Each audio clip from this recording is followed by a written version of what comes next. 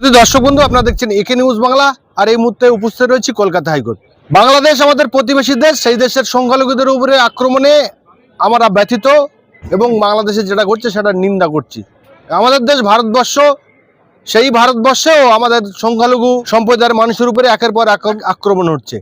কেন্দ্রে যে সরকার বসে রয়েছে সেই সরকার হিন্দু মুসলমান মসজিদ মন্দির করে ক্ষমতা এসছেন, আর সেই রাস্তাকে অনুসরণ করে বঙ্গ বিজেপি অর্থাৎ পশ্চিমবঙ্গের বিজেপি যারা রয়েছে তারা বাংলাদেশের বিষয়টাকে নিয়ে হাতিয়ার করে পশ্চিমবাংলায় উত্তেজনা সৃষ্টি করার চেষ্টা করছে। এখন দেখার বিষয় রয়েছে যে 26শে বিধানসভায় এই বঙ্গ বিজেপি হিন্দু মুসলমান মন্দির মসজিদ ওপার বাংলার সংখ্যালঘুদের দরদ দিয়ে কতটা এই পশ্চিমবাংলার হিন্দুদেরকে একত্র করে বা ভোট ব্যাংকে বা ইভিএমে প্রতিফলন করতে পারে। আমরা এই সমস্ত বিষয়ে কথা বলবো। আমাদের সঙ্গে রয়েছে সাহিত্যিক লেখক মানিক ফকির মহাশয়। দেখুন, এটা তো এরপরে আর হবে না, এখন পর্যন্ত হচ্ছে, এটা কিন্তু বেশি দিন থাকবে না। কারণ ব্রিটিশ যুগ থেকে মূল যেটা বিষয় ছিল, বাংলাকে দখল করার জন্য মূল হাতিয়ার ছিল হিন্দু মুসলমানের মধ্যে বিচ্ছেদ করা, বিভেদ ঘটানো। আর বাঙালিদের মধ্যে যে ইউনিটি, সেই ইউনিটিটা আরএসএস ভেঙে দিয়েছে নানা রকমভাবে। সেটা হিন্দু মুসলমানের বিভাজন তৈরি করে।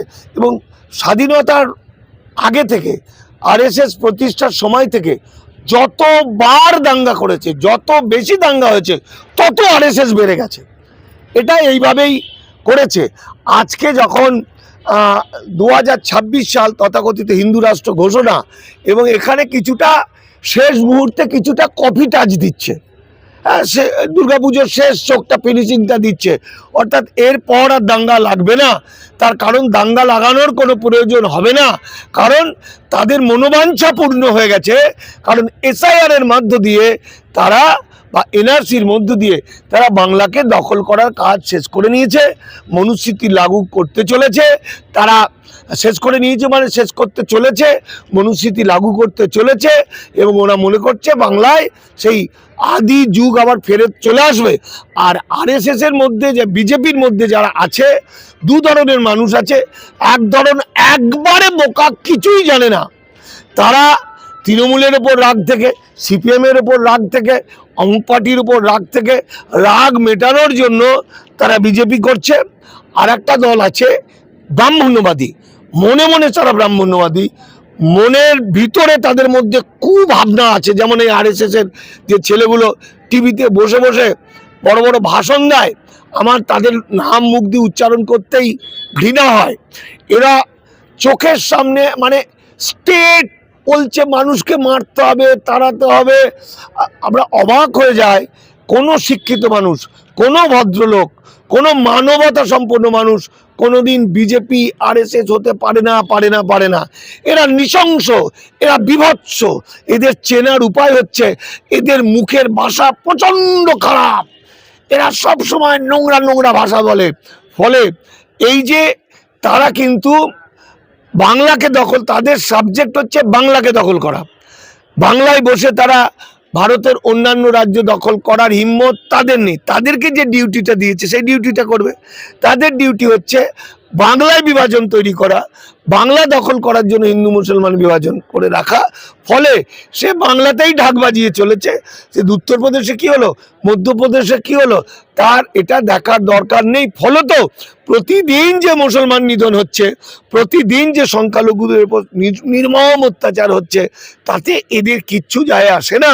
কিন্তু এমন একটা সময় এসে গেছে বন্ধু, এমন একটা টাইম, সময়ের মধ্যে আমরা আছি, প্রতিটি পাড়ায় পাড়ায়, অলিতে গলিতে বাঙালি মানুষ, হিন্দু মুসলমান মিলিত হয়ে ওই টিভিতে বসা বিজেপির বদমাইশগুলো এবং চ্যানেলের অ্যাঙ্কারগুলো, সেই আর বাংলার কি যেন ওই ভদ্রমহিলার নাম, স্বর্ণালী, আর স্বর্ণালী, এই স্বর্ণালীই হোক, এরা এদের অদ্ভুত প্রতিভাগুলো কিভাবে নষ্ট করে বাঙালির বিরুদ্ধে এইভাবে লড়াই, মানে বাঙালিকে শেষ করতে চাইলো।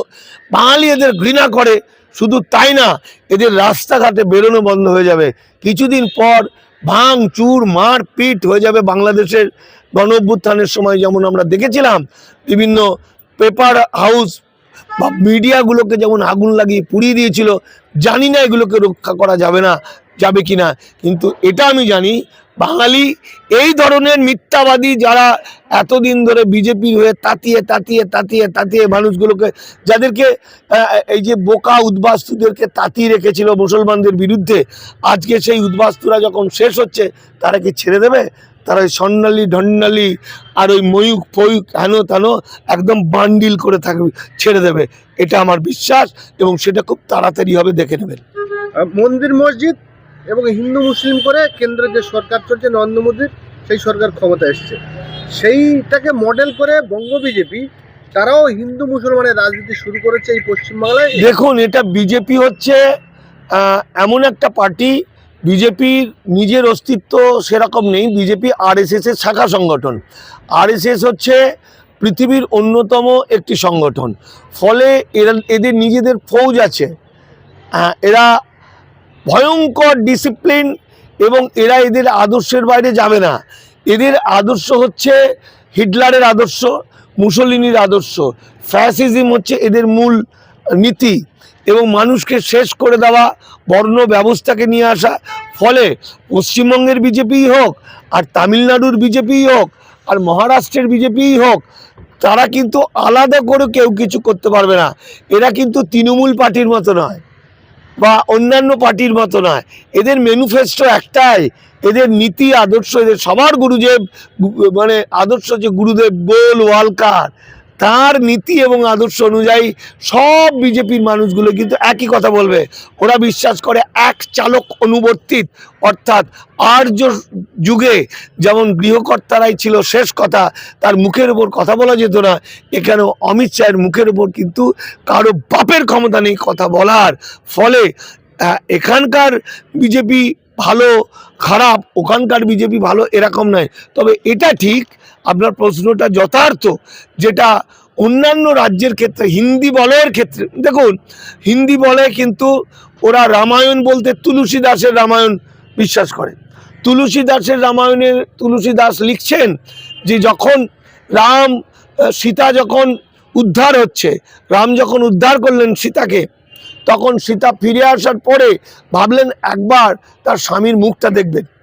কিন্তু স্বামীকে রামকে যখন খবরটা দেওয়া হলো যে সীতামা তোমাকে একবার দেখতে চায় আপনাকে, তখন রাম বলছেন যে আমি সীতাকে উদ্ধার করেছি ভালোবেসে নয়, আমি আমার বংশ রক্ষা করার জন্য, বংশের মর্যাদা রক্ষা করার জন্য উদ্ধার করেছি। ফলে আজকে সে কলুষিত, সে দুশ্চরিত্রা, সে বিভীষণের সঙ্গে, সে জাম্বুবানের সঙ্গে, সে হনুমানের সঙ্গে, সে যে কেউ কারো সঙ্গে শুতে পারে।